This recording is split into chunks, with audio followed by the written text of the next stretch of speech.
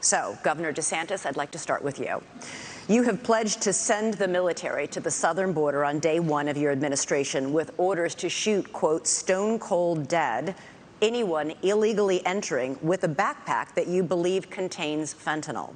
Critics have called this a shoot first, ask questions later policy that would amount to extrajudicial killing. You are a former military lawyer. Why do you think this idea of yours would be legal?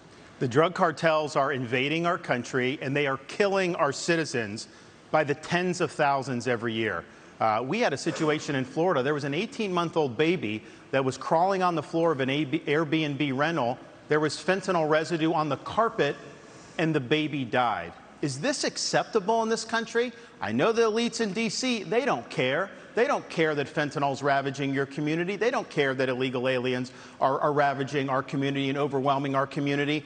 The commander-in-chief not only has a right, you have a responsibility to fight back against these people. And does that mean shooting first? It means you're going to categorize them as foreign terrorist organizations, and we will identify just like we would anywhere. When I was in Iraq, the Al-Qaeda wasn't wearing a uniform.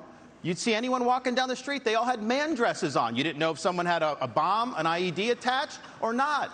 And so you had to make a judgment based on intelligence, based on positive identification. But we're going to be able to get the intelligence on these cartel people. And here's the thing. If we had a wall across the southern border, which I support, this would not have happened. We need to build a wall across the southern border. I'll get it done, and Mexico is supposed to pay for it. Remember, here's how you do that.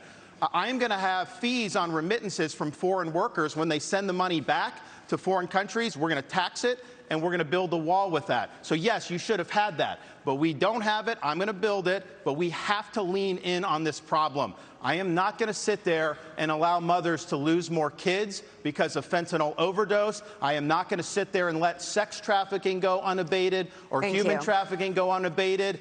There's going to be a new sheriff in town, and these drug cartels better buckle up. Thank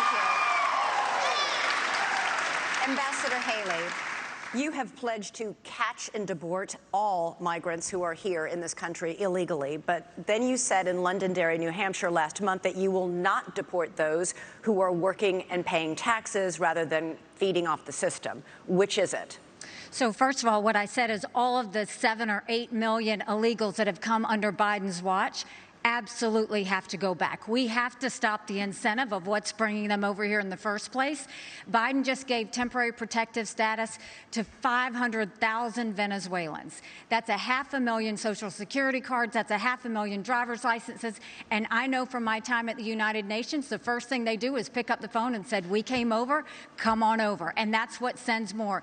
You have to go and deport these people so they know it can't happen again. For those that have been here longer than that, we've got to start seeing who is it, how long have they been here, have they been vetted, have they paid taxes, have they been working, and figure out who else is out there. But what I know is my parents came here legally. They put in the time, they put in the price. They are offended by those that are coming illegally. We can't let them skip the line. Thanks so much for watching. Go to joinnn.com to find NewsNation on your television provider. And don't forget to click the red subscribe button below to get more of NewsNation's fact-driven, unbiased coverage.